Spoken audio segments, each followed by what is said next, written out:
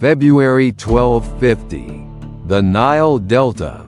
The morning mist clung to the reeds like shrouds. King Louis IX of France, barefoot despite the mud, knelt in the prow of his galley, rosary in hand. He whispered a prayer, not for victory, but for mercy. Behind him, 25,000 crusaders shivered in the damp chill, their armor rusted from weeks in the marshes, their hope thinning like the reeds on the riverbank. They had come to Egypt to strike Islam at its heart. Jerusalem had fallen again, not to Saracens, but to betrayal and weakness. Louis, saintly and stubborn, believed God had chosen him to reclaim the Holy Land by first conquering Cairo. But the Nile had other plans. Days earlier, his reckless brother, Robert of Artois, had charged across a hidden ford at Mansurah with 6,000 knights, shouting, "God wills it." He never returned.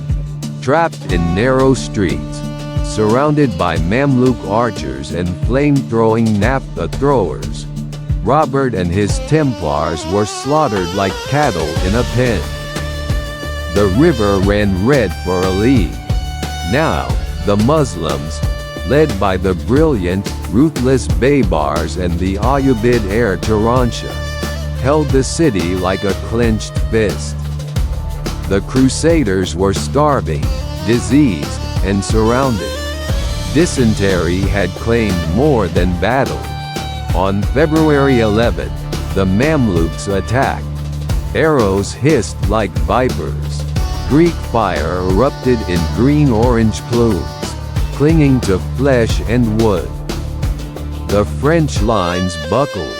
Horses screamed as their riders burned. Louis, clad in silver mail, fought like a lion, even as his army dissolved into chaos. But courage could not feed men or stop disease. By dusk, the Crusader camp was a charnel house. The king, feverish and bleeding from a thigh wound, was found slumped against a broken tent pole, still clutching his crucifix. A Mamluk soldier recognized the royal insignia and dragged him before the Sultan's commanders. Louis IX, the most pious monarch in Christendom, was now a prisoner of Islam. Yet in chains, he did not beg.